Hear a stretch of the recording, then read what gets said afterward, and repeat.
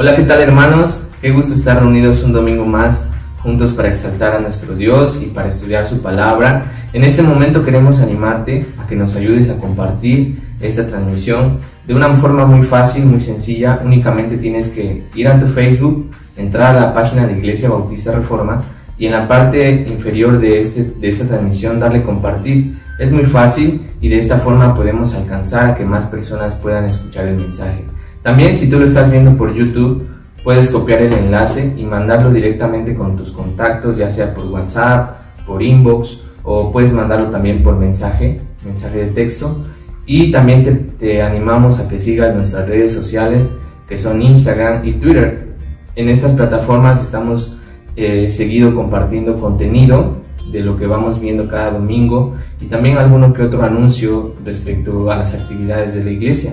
Entonces te animamos a que lo compartas y que más gente pueda ser alcanzada y pueda conocer el Evangelio por medio de estas plataformas que el Señor nos ha dado para exaltar su reino.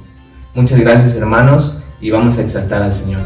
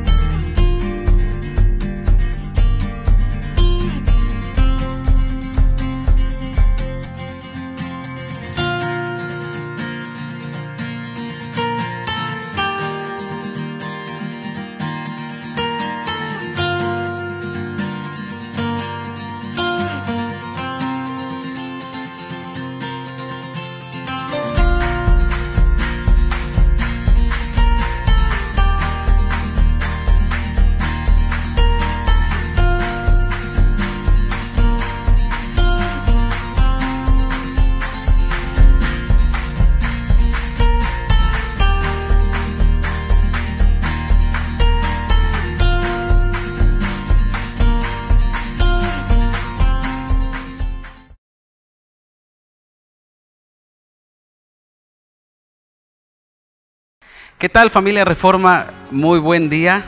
Estamos transmitiendo desde nuestro local y les damos la más cordial bienvenida a todos nuestros invitados, nuestros hermanos de casa.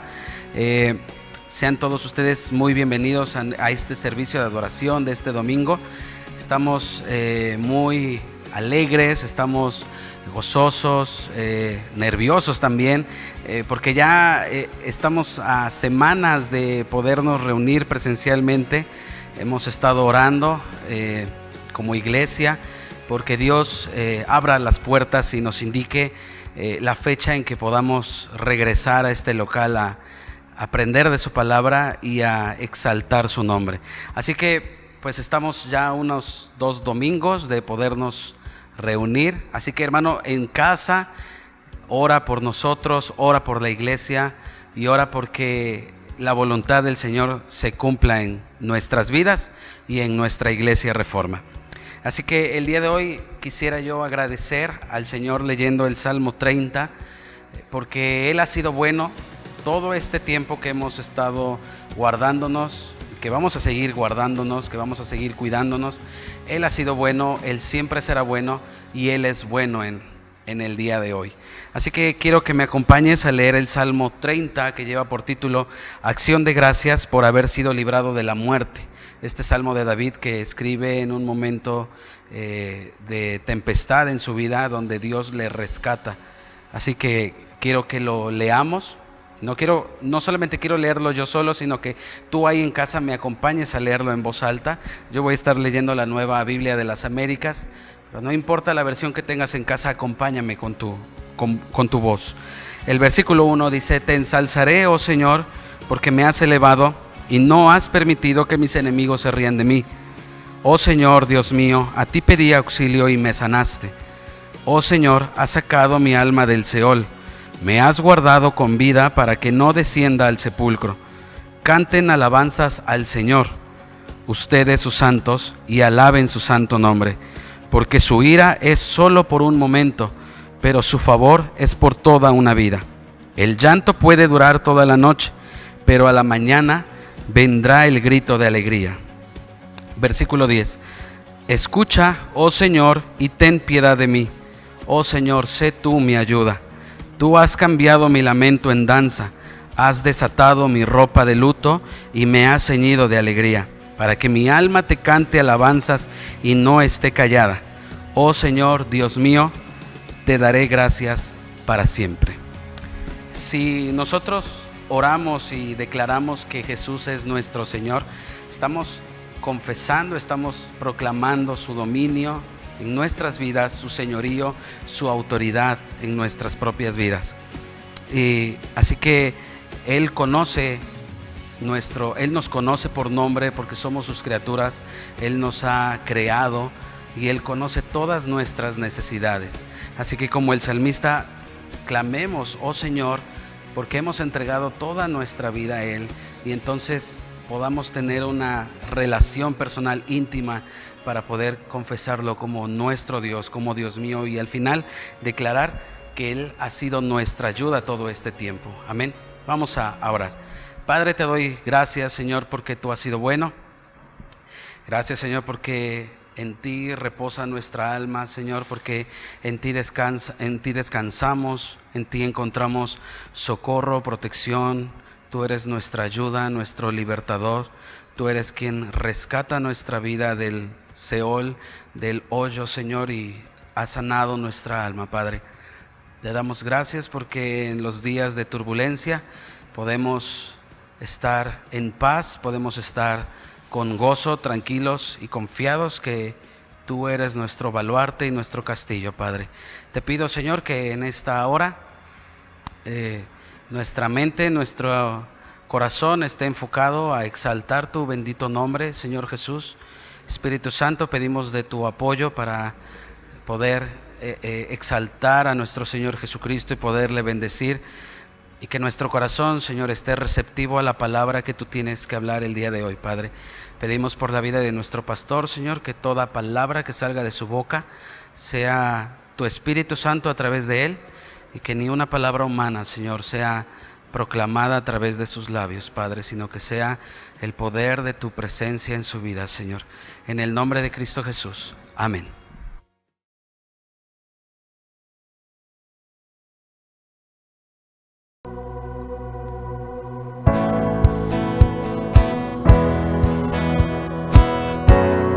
Vamos a exaltar juntos a nuestro Dios. Amén.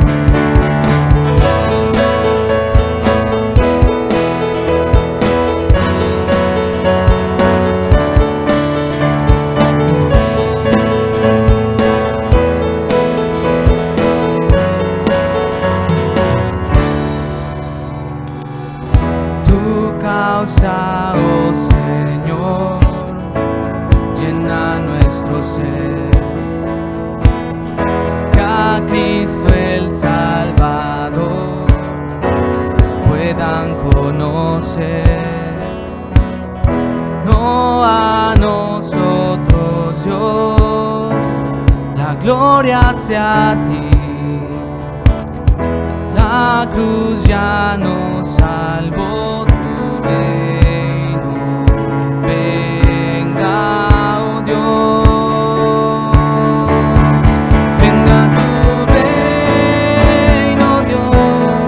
Sea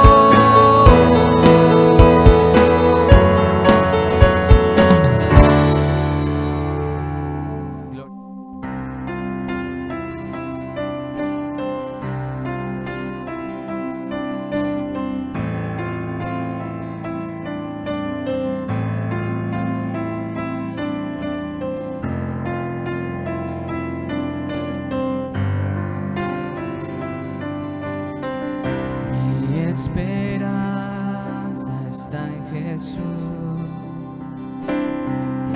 en su justicia y en la cruz. De nadie más dependeré, solo en su nombre confiaré.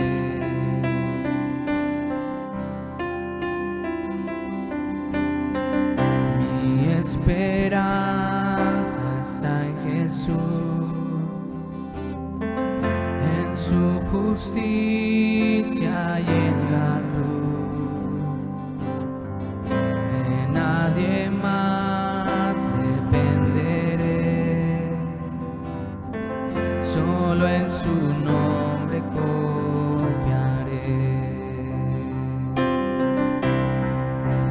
Y en Jesús fuerte soy, solo Él mi roca es. Sobre la tempestad Él es Rey.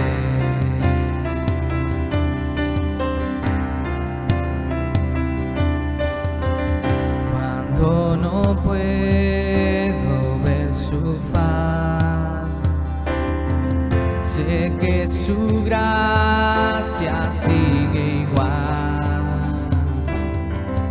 A la tormenta venceré, mi ancla firme está en Él. Mi ancla firme está en Él. Y en Jesús fuerte soy, solo Él mi roca es. Sobre la tempestad Él es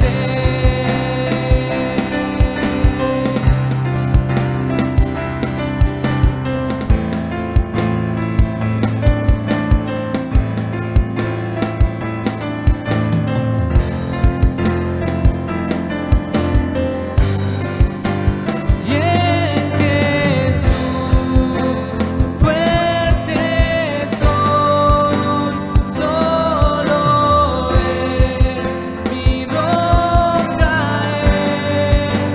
Sobre la tempestad Él es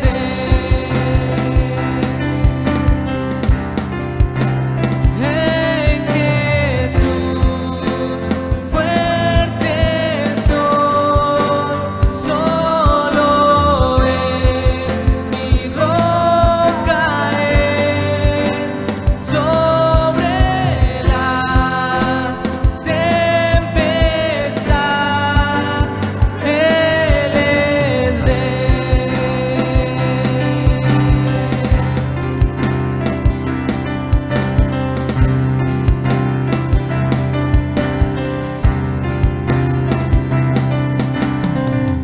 Un día Él regresará y en su presencia voy a estar sin mancha. Ante Él vendré, justificado por la fe, justificado por la fe.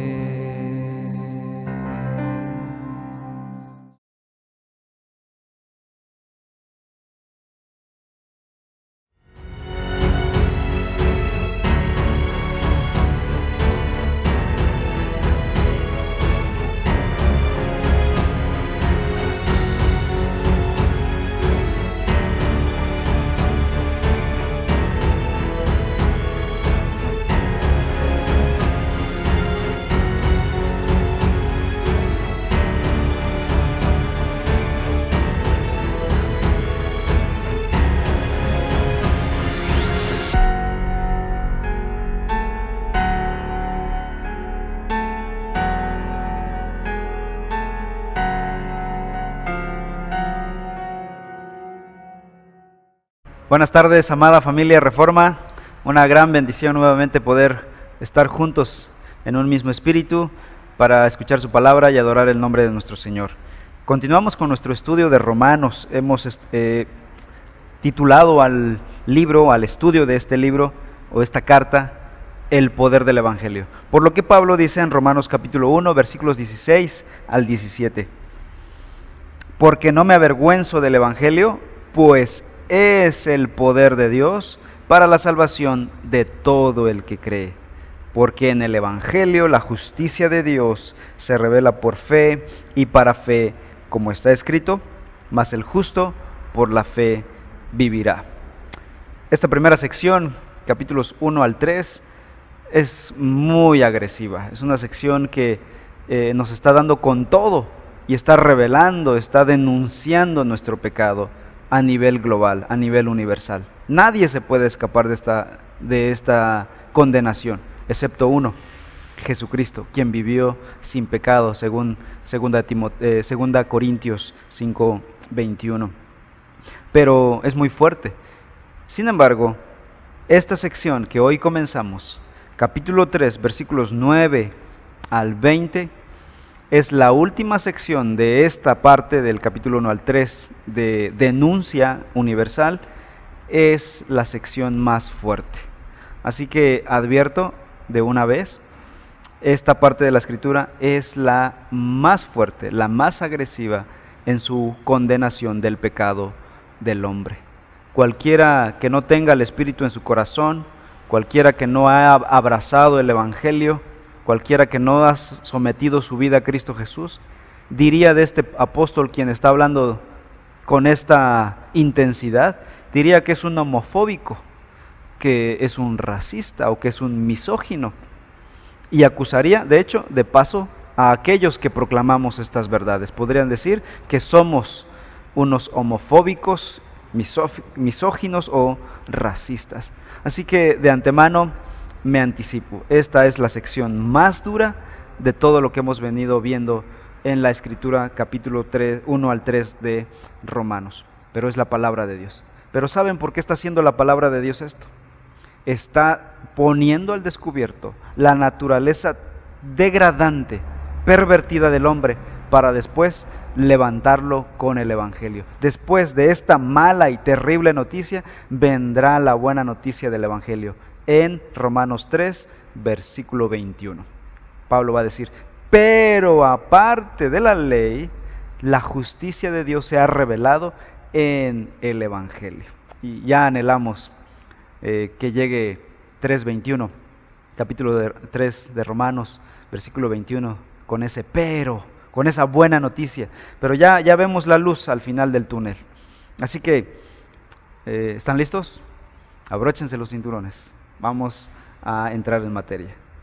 Romanos 3, versículos 9 al 20, titularemos esta sección, La culpabilidad de la humanidad entera. A los hombres les gusta creer que son básicamente buenos. Esa creencia es reforzada por los medios de comunicación, por las películas, por los periodistas, por psicólogos no cristianos. Y aquí tengo que aclarar, porque en la iglesia tenemos psicólogos, pero ellos, nuestros hermanos, han aprendido a filtrar su psicología con la Escritura y ahora ven la psicología con otros ojos, con una amplitud mayor. Sin embargo, los no cristianos siguen reforzando la bondad intrínseca del hombre. Los consejeros motivacionales, incluso líderes religiosos, algunos líderes religiosos que enseñan un falso evangelio, proponen y promueven la bondad intrínseca del hombre. Eso es falso. Aunque se le repita al hombre, de hecho, que es bueno por naturaleza, en lo profundo de su corazón el hombre sabe que algo anda mal en su interior.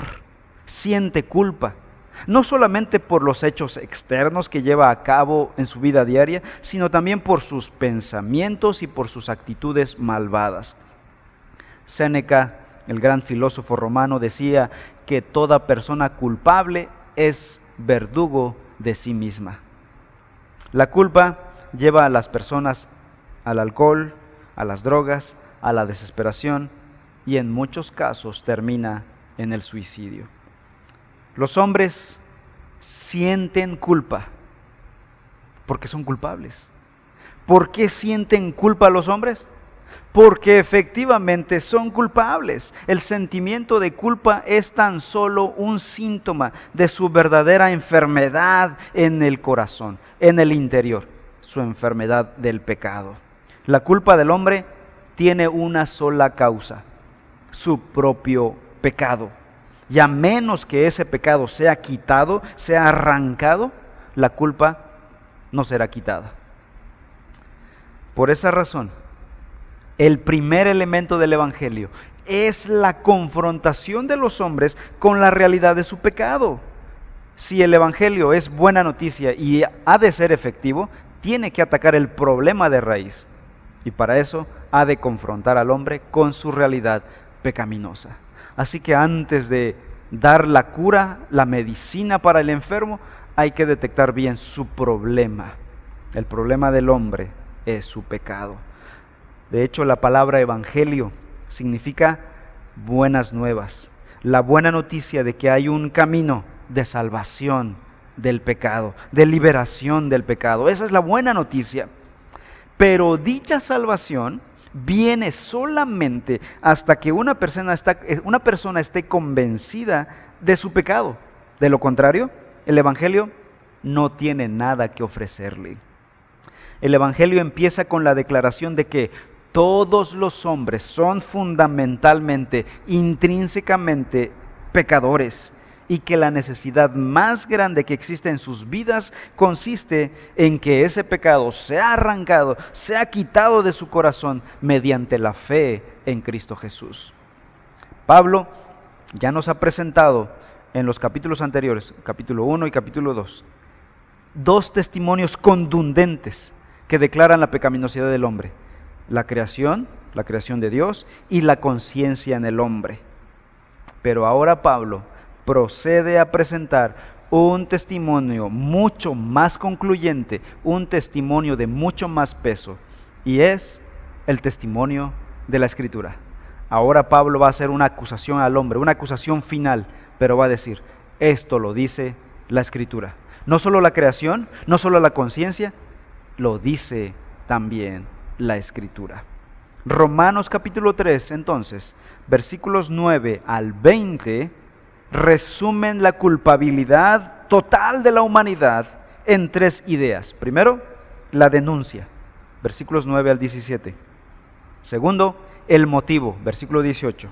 Y en tercer lugar, el veredicto, versículos 19 y 20. Oremos. Padre, pedimos tu bendición para el estudio de tu palabra. Que nada nos distraiga, Señor. Te pedimos que ilumines nuestras mentes y nos permitas entender tu santa palabra. Transfórmanos con ella. Convéncenos de nuestro pecado y sálvanos de nuestro pecado. En el nombre de Cristo Jesús. Amén. En primer lugar, lo que vemos aquí es la denuncia. Dice Romanos capítulo 3, versículo 9. ¿Entonces qué? ¿Somos nosotros mejores que ellos? De ninguna manera, porque ya hemos denunciado que tanto judíos como griegos están todos bajo pecado. La denuncia de Pablo o de la Escritura parte de dos preguntas. En primer lugar, es sencillamente: ¿entonces qué? Dice el versículo 9. La idea detrás de esta pregunta es más o menos así: ¿acaso se necesitan más testimonios como lo que ya se ha dado como para probar que el hombre efectivamente es culpable? Pablo ya ha condenado al pagano inmoral, al pagano moral y también al judío religioso. Pero tal vez algunos cristianos en Roma, quienes leerían esta carta, podrían preguntar: ¿somos nosotros mejores que ellos? Y Pablo se adelanta a corregirlos. Tal vez esos cristianos podrían preguntar: ¿acaso los cristianos somos en nosotros mismos mejores que los otros grupos de personas que están condenadas delante de Dios? ¿Fuimos salvados de nuestros pecados debido a nuestra naturaleza humana, que nuestra naturaleza humana estaba un poquito más arriba que la naturaleza de esas personas?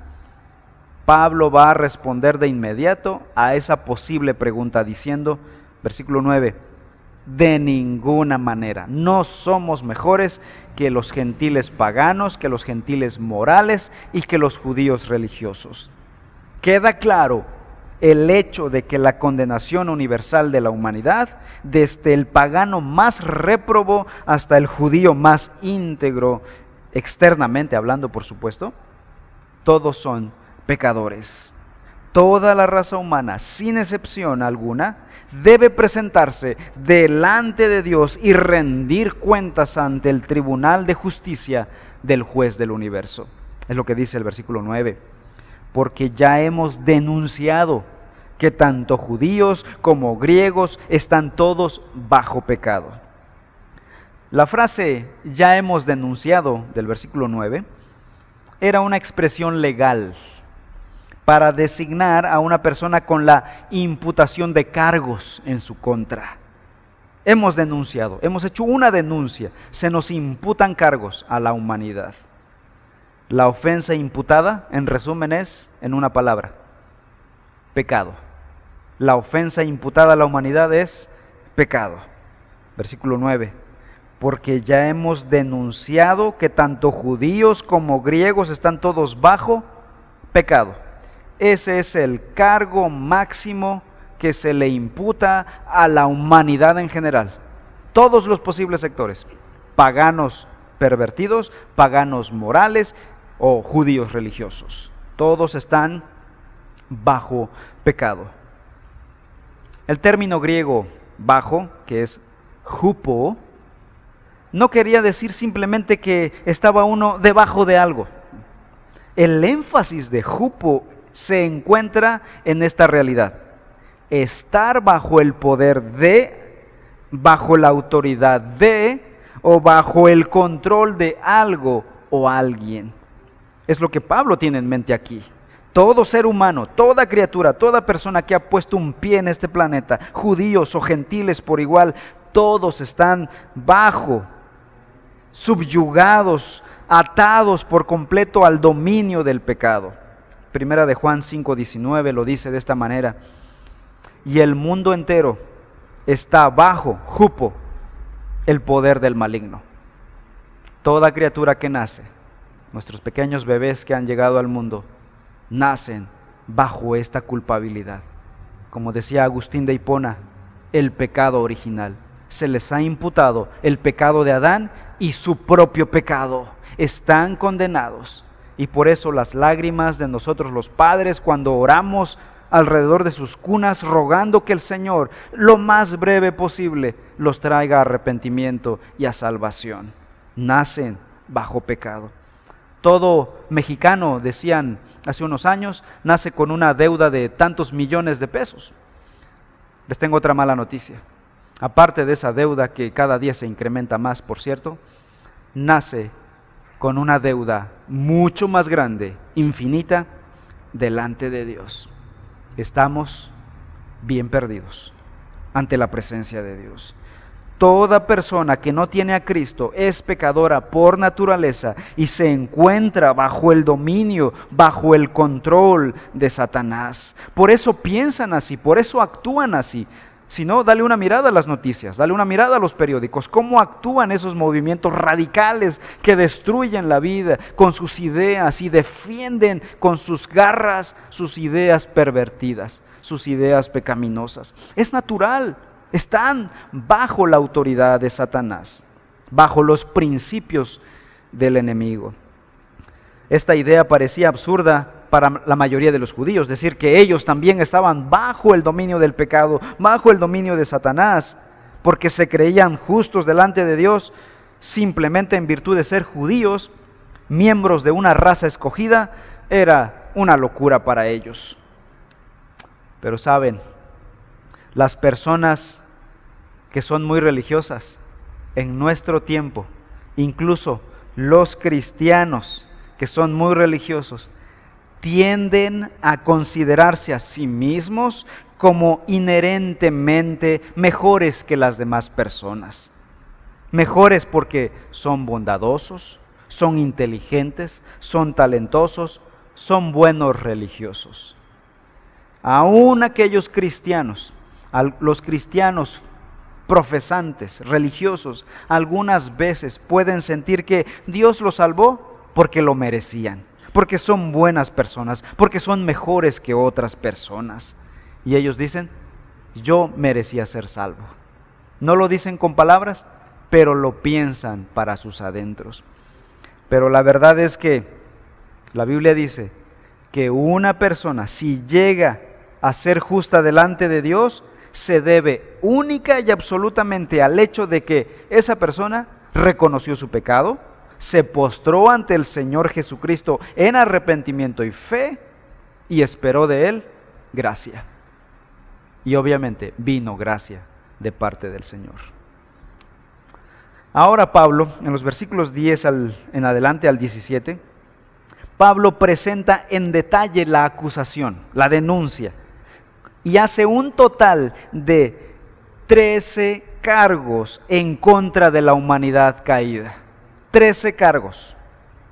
Ciertamente el pecado mayor es, la culpa mayor, la denuncia mayor es, o la imputación mayor a la humanidad es el pecado, pero detallada en 13 cargos específicos. Y eso lo vamos a estar viendo entre este domingo y el próximo domingo. Hoy vamos a estar viendo 6 de los 13 cargos que la Escritura ha imputado a la humanidad. En los versículos 10 al 18, Pablo emplea la expresión ni aun uno y ni siquiera uno en 6 ocasiones para denunciar a todos, a toda la humanidad como pecadora delante de Dios. Leamos Romanos 3, 10 al 17. Como está escrito, no hay justo ni aun uno, no hay quien entienda, no hay quien busque a Dios. Todos se han desviado, a una se hicieron inútiles. No hay quien haga lo bueno, no hay ni siquiera uno. Sepulcro abierto es su garganta. Engañan de continuo con su lengua. Veneno de serpientes hay bajo sus labios. Llena está su boca de maldición y amargura. Sus pies son veloces para derramar sangre. Destrucción y miseria hay en sus caminos, y la senda de paz no han conocido. Para este objetivo, para esta denuncia, Pablo va a citar pasajes del Antiguo Testamento para respaldar su argumento. Por ello comienza Pablo diciendo en el versículo 10, como está escrito. Es decir, esto que voy a decir no son mis palabras, son palabras de Dios. Así que veamos los primeros 6 cargos. Versículos 10 al 12. Voy a repetir la lectura de estos 3 versículos. Como está escrito, no hay justo ni aun uno. No hay quien entienda, no hay quien busque a Dios. Todos se han desviado, a una se hicieron inútiles. No hay quien haga lo bueno, no hay ni siquiera uno. Los 6 cargos en contra de la humanidad serían estos. Son universalmente malos, versículo 10. Espiritualmente ignorantes, versículo 11. Rebeldes, versículo 11. Descarriados, versículo 12. Espiritualmente inútiles, versículo 12. Y moralmente corruptos, versículo 12. Primer cargo. La humanidad es universalmente malvada. Y Pablo dice, no hay justo ni aun uno, versículo 10. La cita que toma Pablo aquí es del Salmo 14. Salmo 14:1, el cual dice de la siguiente manera. Pablo va a tomar este pasaje del Salmo 14 y lo va a introducir en su texto, de tal manera que no está hablando Pablo simplemente de memoria o está corroborando con su Torá que ha de tener al lado y está copiando lo que dice el Salmo 14:1, que dice, el necio ha dicho en su corazón, no hay Dios. Todos se han corrompido, han cometido hechos abominables. Alguien podría acusar a Pablo de homofóbico, de misógino o de racista al hacer estas declaraciones. Para ello, entonces Pablo, para evitarse esas acusaciones, cita la Escritura. No hay tal acusación, no es realidad tal acusación. No es Pablo un misógino, no es un machista, no es un homofóbico, porque él está citando las palabras de Dios. Si quieres acusar a alguien de racista, de homofóbico, tendrás que hacerlo directamente con Dios, porque las palabras aquí son citas del Antiguo Testamento, son citas de la palabra de Dios.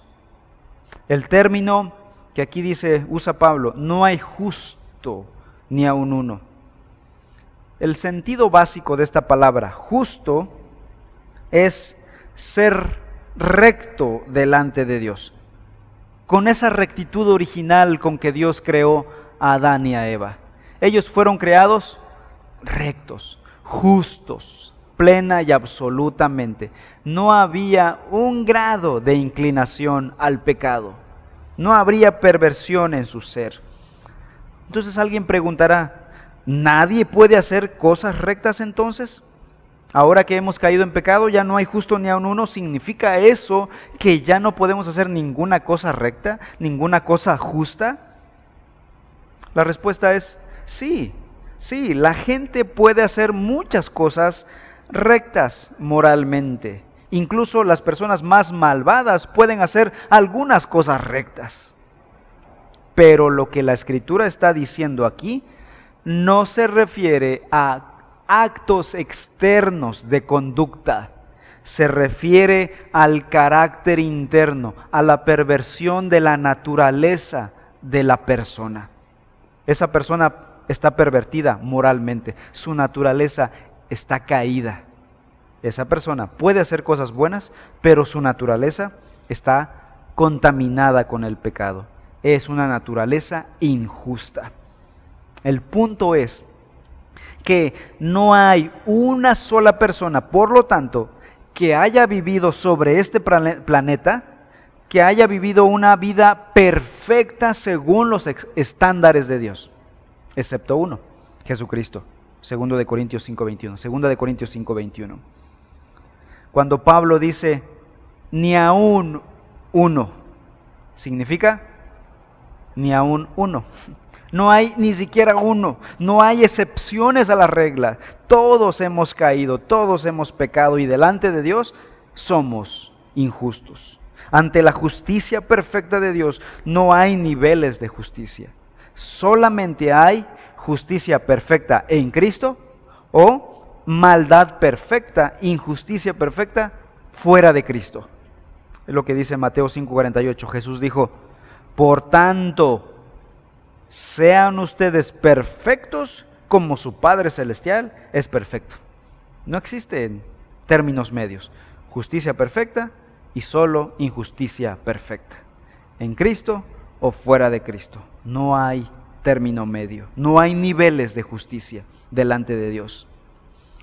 En otras palabras, una persona que no sea tan buena como Dios, escuchen, no como tu vecino, no como la Madre Teresa de Calcuta, no como alguna otra persona interesante. El estándar de bondad y de justicia es Dios. Si una persona no es tan buena y tan recta como Dios mismo, esta persona está condenada al castigo eterno. Es lo que dice Romanos 3:23, por cuanto todos pecaron y no alcanzan la gloria de Dios. Esa es la condenación eterna. Si no alcanzamos la justicia perfecta, no podremos estar delante de Dios. Esa es una muy mala noticia. Nacemos con un pecado original, con una deuda original, aparte de la deuda externa que debe nuestro país y que se agrava día a día. Pero saben, una vez que hemos escuchado esta terrible y mala noticia, es allí donde aparece la buena noticia del Evangelio. La buena noticia es esta, que los hombres caídos, condenados eternamente al infierno, pueden llegar a ser perfectamente justos y rectos delante de Dios por medio de la justicia que Cristo les pueda regalar, les pueda imputar. Pero este camino que Dios ha provisto para que los hombres puedan ser perfectos, salvos de sus pecados, es solamente mediante Jesucristo. Esa persona pervertida, injusta, debe venir a Cristo, debe arrepentirse de sus pecados y creer en Cristo. En ese momento, la justicia de Cristo se le imputa a esa persona. Así que, dentro de estas malas noticias, empiezan a aparecer las buenas noticias del Evangelio. Por eso se llama Evangelio. La palabra griega evangelión significa buenas noticias, que Cristo es la solución a nuestro gran problema. El segundo cargo que se le imputa a la humanidad está en el versículo 11. El hombre es espiritualmente ignorante. Pablo dice, no hay quien entienda, no hay ni siquiera uno quien entienda, versículo 11. Y si alguien quiere acusar a Pablo, Pablo, te estás pasando. Bueno, Pablo dice, esta es una cita de la Biblia, estoy citando la Biblia. Efectivamente, Pablo está citando el Salmo 53, versículos 2 y 3, dice lo siguiente. Salmo 53, versículos 2 y 3. Dios ha mirado desde los cielos sobre los hijos de los hombres para ver si hay alguien que entienda, alguien que busque a Dios. Pero ¿saben? Todos se han desviado, a una se han corrompido. No hay quien haga el bien, no hay ni siquiera uno. La condenación, la frase que toma Pablo es esta: Dios ha visto sobre los cielos, sobre los hijos de los hombres, para ver si hay alguien quien entienda. ¿Y cuál es la respuesta en el versículo 3? No hay ni siquiera uno. El hombre no entiende. El hombre no tiene la capacidad innata, moral, espiritual, de comprender la verdad de Dios. No puede, no tiene la capacidad de comprender la rectitud, la santidad de Dios. Por eso no desea la santidad, por eso no desea la justicia, aborrece la verdad y desea la maldad, la perversión, porque no entiende. En la creación, el hombre puede encontrar pruebas suficientes del eterno poder y deidad de Dios. De modo que las personas no tienen excusa, dice Romanos 1:20, pero el hombre no tiene la capacidad espiritual de conocer, de reconocer, de entender el poder y la deidad de Dios vistas en la creación. Primera de Corintios 2:14 dice, el hombre natural no acepta las cosas del Espíritu de Dios. ¿Por qué? Porque para él son necedad y no las puede entender, porque son cosas que se disciernen espiritualmente. Es normal que una persona que no tenga a Dios no desee a Dios, no desee las cosas de Dios, no desee la santidad y la justicia. ¿Por qué razón? Porque para él son necedad, porque no las puede entender, porque no tiene capacidad de discernimiento espiritual. Esta ignorancia espiritual se debe exclusivamente a su pecado, porque no desea conocer, obedecer y servir a Dios por causa de su pecado. Efesios 4:18 dice, ellos tienen entenebrecido su entendimiento, están excluidos de la vida de Dios por causa de la ignorancia que hay en ellos, por la dureza de su corazón, es decir, por causa de su pecado. Los hombres, déjenme aclarar esto, los hombres no pecan por causa de ignorancia, ignoran por causa de su pecado. ¿Qué es primero, la ignorancia o el pecado? El pecado. Son ignorantes por causa de su pecado. Así que nadie puede justificarse diciendo, yo pequé porque ignoré. No, eres ignorante porque eres pecador. Ya hay una condenación intrínseca en tu ser. Por causa de su naturaleza pecadora, los hombres rechazan entonces la voluntad de Dios, a Dios, y todo aquello que tenga que ver con Dios. Interesante, pero hace años en Toronto, en un parque, en el lago de un parque, llegó a habitar una pata. no un pie, una pata, la esposa de un pato. Un día, esta pata, por accidente, su pico quedó atrapada en una lata de refresco.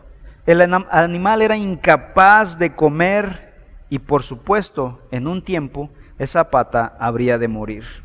Así que el personal del parque y los expertos de animales trataron de atraparla para poder ayudarla y la perseguían por todos lados. Pero ¿saben qué? La pata pensaba que esa gente que lo perseguía quería dañarle. Y entonces la pata salía volando, huía de ellos y jamás pudieron atrapar a la pata. No se sabe si la pata pudo sobrevivir después de esto porque no podía comer. Habría de morir de hambre.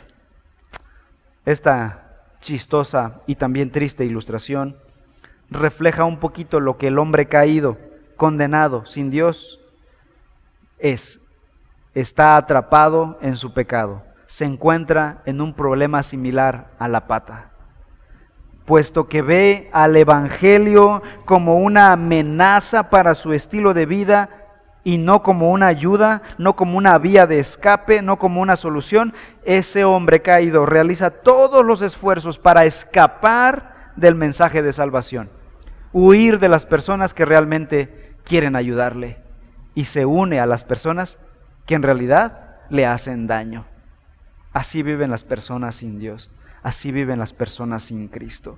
Por eso los cristianos deberíamos ser más misericordiosos, más compasivos con los no creyentes, más que solo enjuiciar y criticarlos, obviamente sin dejar de denunciar su pecado, por supuesto. No confundamos las dos cosas. La compasión hacia el pecador no significa tolerar, abrazar, mimar su pecado. La Biblia nos llama a apología, denunciar el pecado.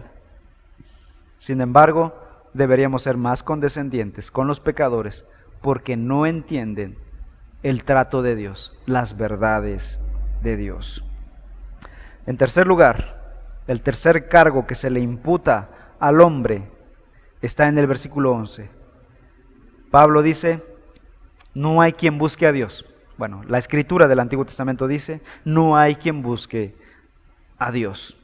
El hombre caído es rebelde. Es el tercer cargo contra la humanidad.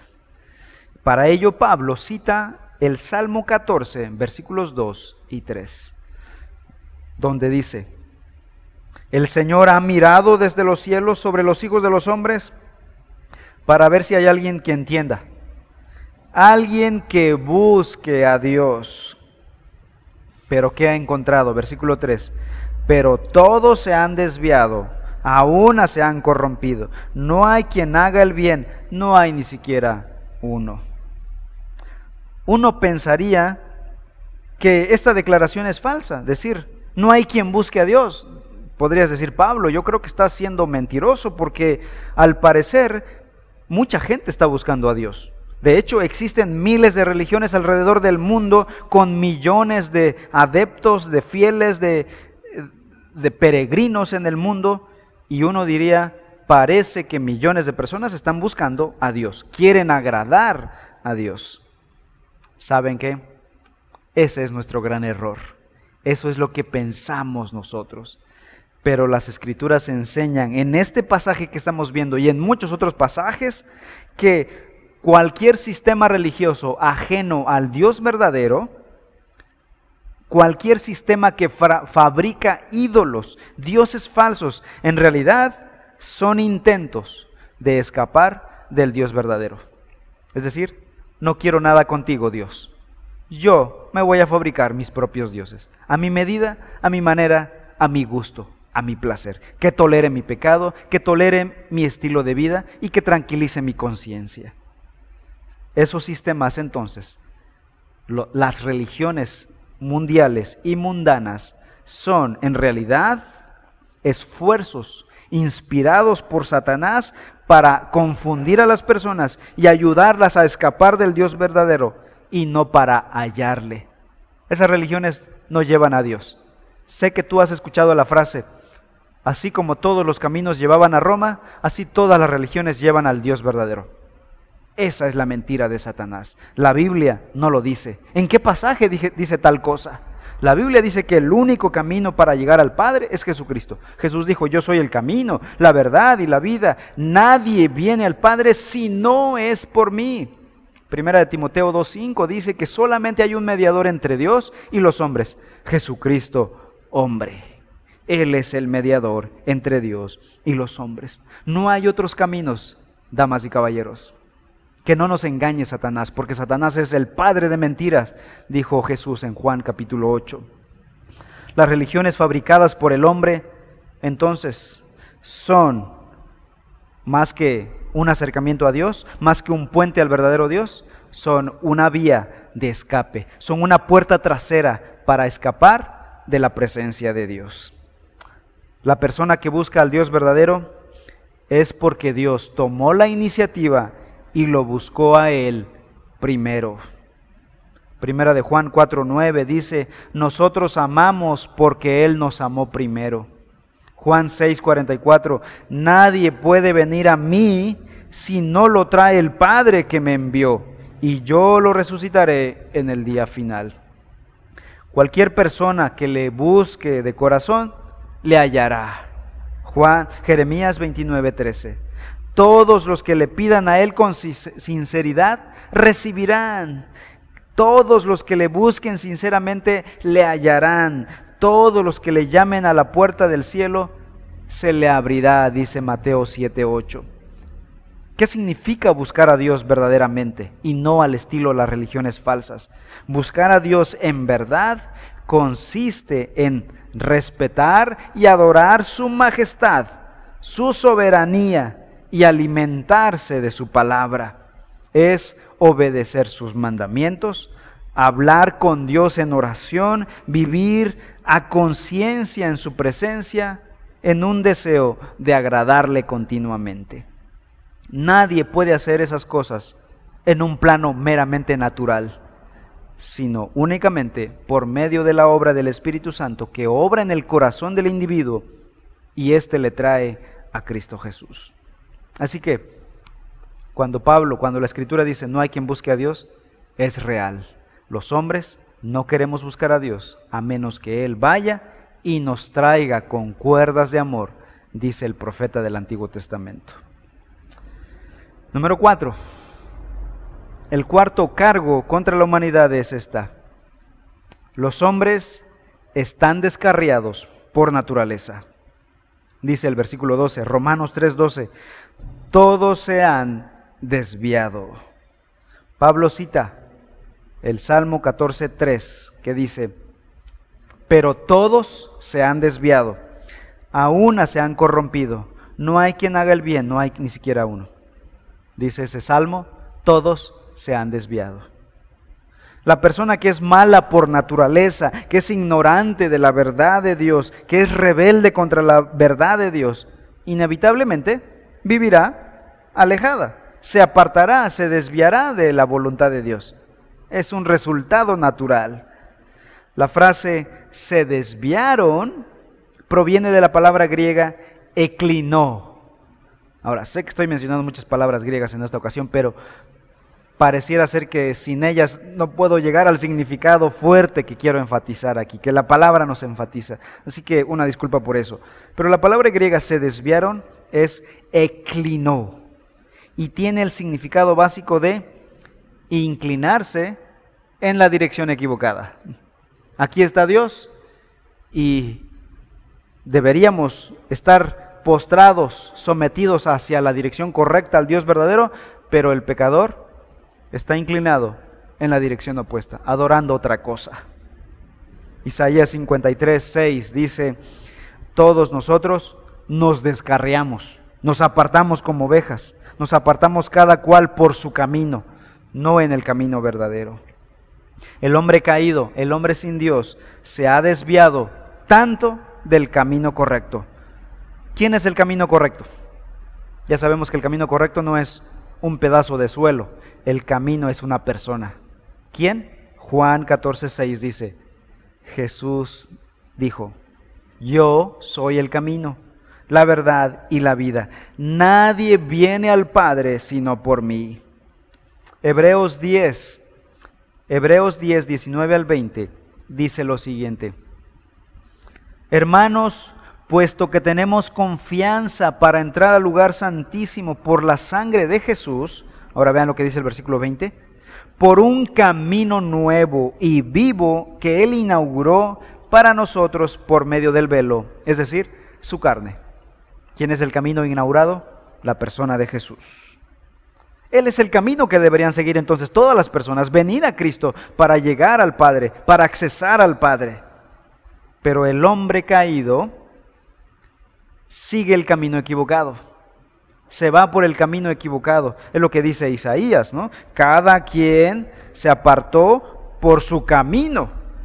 Proverbios 14:12 dice: hay camino que al hombre le parece derecho, pero al final es camino de muerte. Es en realidad el camino de muerte. Ahora, ciertamente, es malo que el hombre caído esté viviendo su vida en el camino equivocado. Hasta cierto punto es natural que los hombres sin Dios vivan su vida en un camino equivocado. Pero es mucho peor, escuchen esto, es mucho peor cuando una persona ya caminó el camino verdadero, ya conoció el camino verdadero y al final se aparta, se desvía del camino verdadero. Segunda de Pedro 2, versículo 15 dice esto: abandonando el camino recto, se han extraviado, siguiendo el camino de Balaam, el hijo de Beor, aquel que amó el pago de la iniquidad.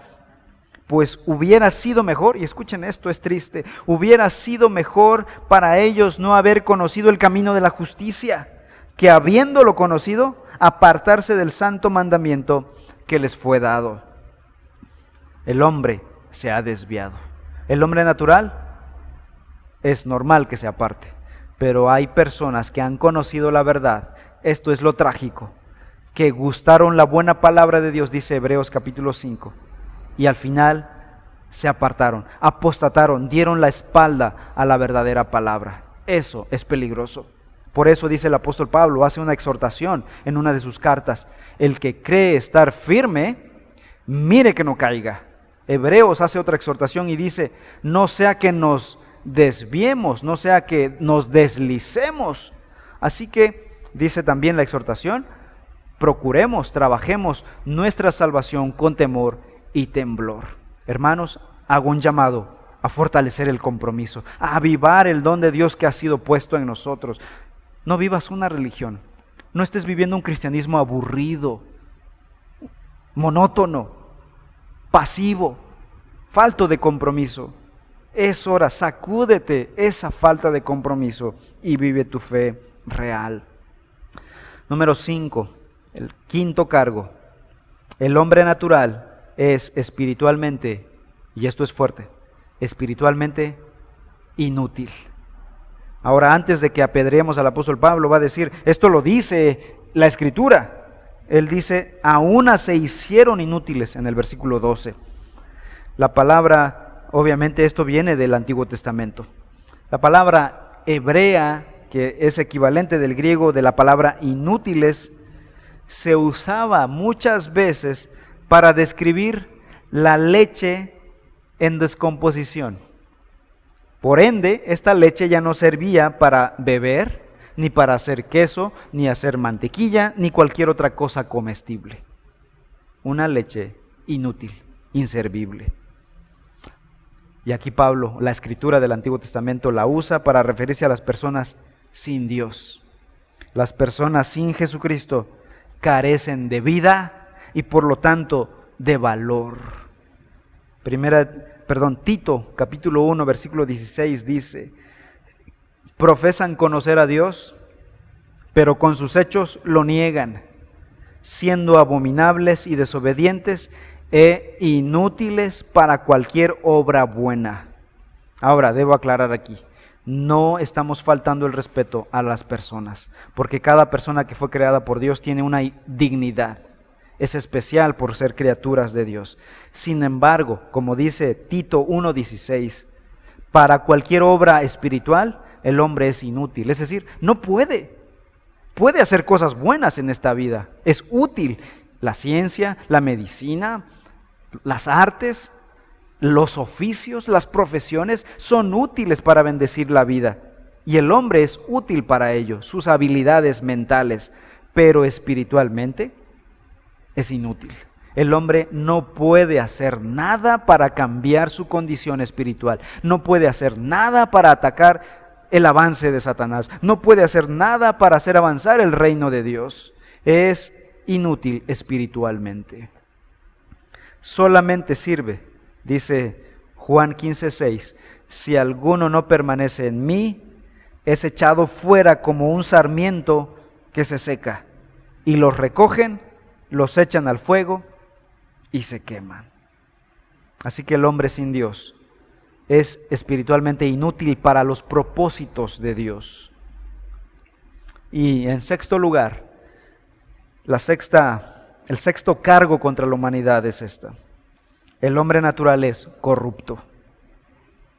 Y la palabra corrupto es un resumen de los 5 cargos anteriores. Versículo 12 dice, no hay quien haga lo bueno, no hay ni siquiera uno. Ahora, yo sé que tú podrías decir, yo soy bueno, hago cosas buenas, y conozco a mucha gente que no es cristiana que hace muchas cosas buenas, y de hecho hay no cristianos que hacen más cosas buenas que muchos cristianos. Eso es lamentable y es verdad. Y es que si uno se mide con el estándar del hombre y te comparas con otro hombre, obviamente podrías ganar, podrías resultar ganando. Y si escoges a una mala persona, al más malón, pues obviamente tú podrías ganar mucho, ¿no? Si tu vara de medir es otra persona, tal vez es posible que seas mejor que ella, tal vez seas mejor persona. Pero según el estándar de Dios, todos estamos destituidos de la gloria de Dios. Dice Romanos 3:23, todos pecaron y no alcanzan la gloria de Dios. Si se mide uno con el estándar perfecto de la justicia de Dios, el hombre moral o natural no tiene la capacidad de hacer lo bueno.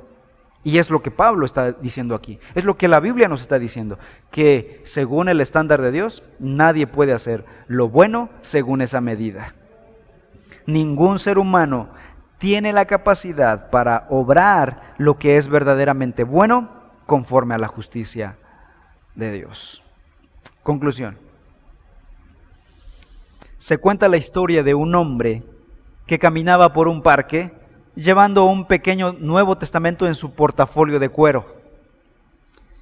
Mientras caminaba, un grupo de jóvenes venía de frente y cuando se le acercaron, ellos pensando que en el maletín de cuero llevaba una cámara, ellos le pidieron, tómanos una fotografía por favor. Y el hombre del maletín contestó, ya la tengo aquí adentro. Ya tengo su foto aquí adentro. Y estos jóvenes obviamente se sorprendieron, otros como que se burlaron, pero de todos modos le preguntaron, ¿y cómo hiciste eso? ¿En qué momento nos tomaste la foto?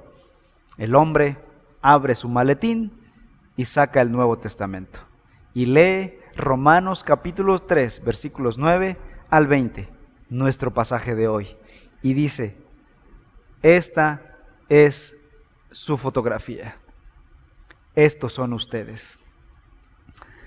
Y saben que, hermanos, este pasaje que estamos leyendo de Romanos capítulo 3 es una fotografía de nuestra realidad espiritual. Así estamos, hermanos. No somos justos, no hay justo ni aun uno. Si hemos de ser justos, si hemos de ser justificados, ha de ser por la obra de otro, la obra de Cristo, no por nuestras propias obras. Así que estas cosas deberían traernos a humildad, a una realidad y un convencimiento de nuestra verdadera naturaleza caída, pero a la vez a una gratitud con el Señor, porque Cristo vino a la cruz, cargó nuestros pecados, pagó el precio por esos pecados y ahora nos regala su justicia. Y así nosotros, cuando creemos en Cristo, delante de Dios somos declarados justos. Hermanos, mientras más escudriñemos la Escritura, Cristo es más valioso para nosotros. Cristo es más hermoso para nosotros. Cristo es nuestra única esperanza. Cristo es nuestro todo, nuestro gozo, nuestra felicidad, nuestro futuro, nuestro anhelo.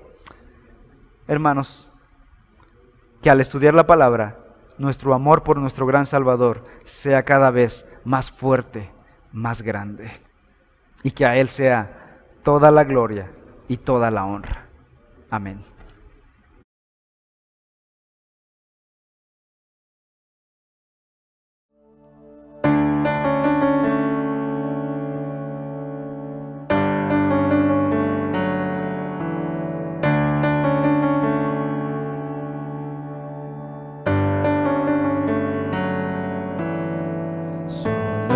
Jesús está mi fe, Él es mi luz, fuerza y canción. La roca es Él, piedra angular, firme en angustia y tempestad. Cuán alto amor, profunda paz, Él calma el alma en ansiedad. Mi todo es Él, solo en su amor firme estaré.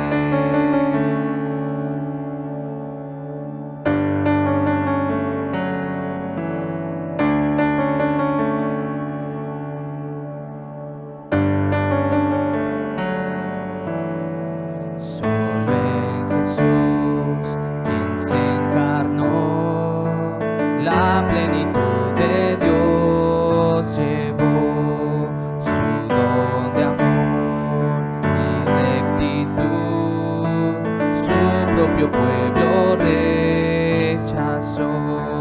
Cuando en la cruz por mí murió, Él propició la ira de Dios, todo pecado Él cargó, y en su muerte vivo yo.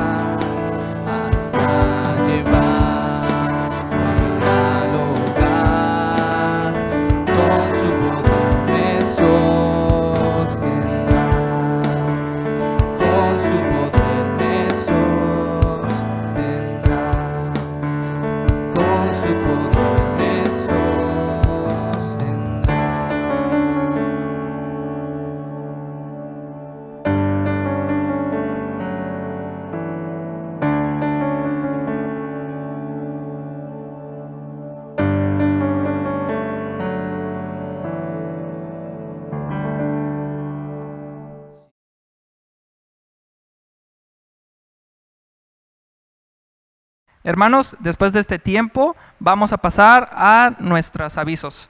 El primero, ya lo conocemos entre todos en nuestras casas, el servicio de adoración, 12 del mediodía en YouTube y en Facebook Live. En estas plataformas ustedes pueden invitar, y este es otro punto, invitar a cada una de las familias que ustedes conozcan en sus redes sociales, WhatsApp, Facebook, en cualquier otra red social que ustedes conozcan. Inviten a las personas que están cerca de ustedes, a las familias, a las personas que están alrededor, gente que no conozcan de la palabra o gente que conoce de la palabra, pero que no tienen un tiempo en estos domingos para poder estar escuchándola. Así que invitemos de verdad a cada una de las familias que ustedes puedan tener cerca a que puedan estar en este tiempo con Dios.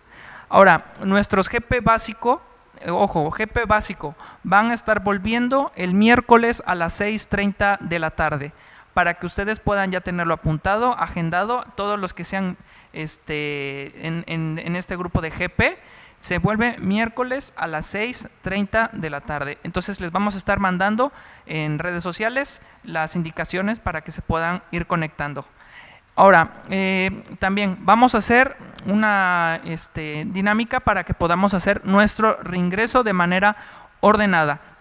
¿Cómo vamos a hacerlo? Vamos a mandar a cada una de las familias que nosotros tenemos apuntadas una lista para que ustedes puedan tenerla. ¿Esta cómo puede llegar? Va a llegar por WhatsApp a cada una de estas miembros de cada uno de nuestra iglesia, para que ustedes puedan apuntarnos quién está como cabeza de la familia, dirección, número telefónico, que ustedes puedan saber cómo se encuentran en estos momentos, si tienen fiebre, tos, gripa, o si conocen alguna persona con la que estuvieron en contacto y ustedes puedan saber cómo se encuentran. ¿Qué vamos a hacer con todas estas listas?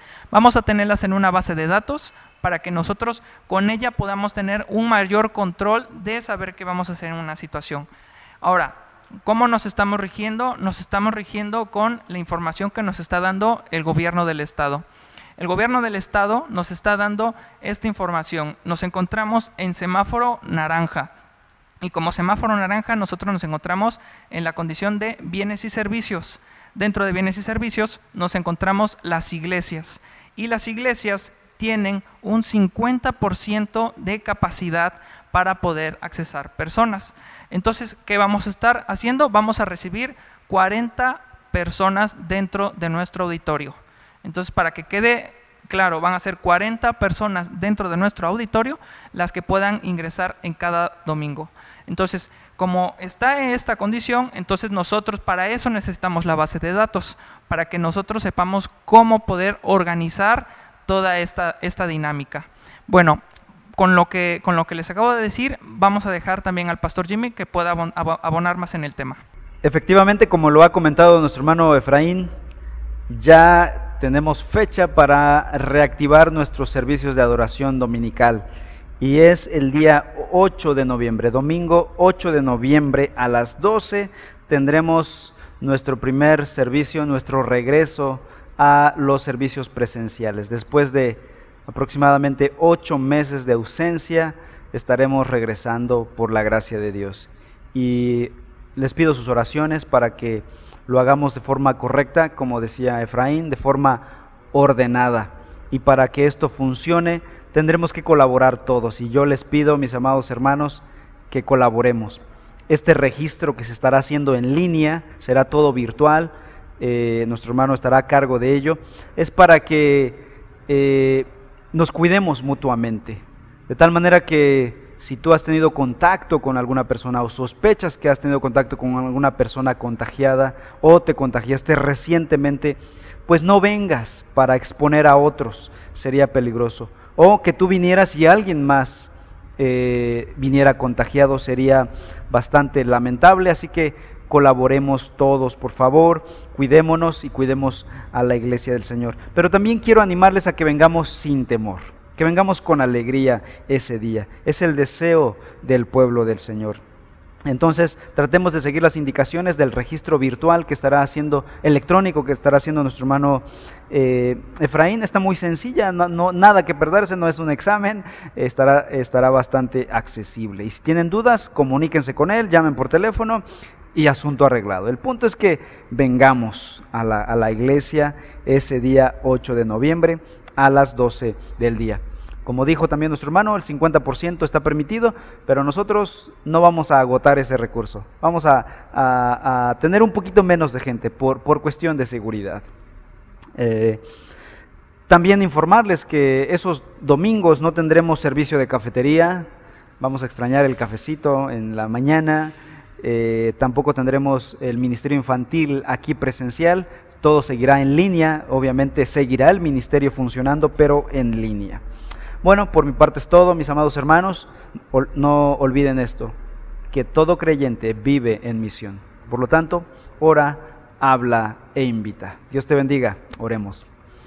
Padre Celestial, ponemos esto en tus manos, este plan, este deseo en nuestro corazón de reactivar nuestros servicios de adoración.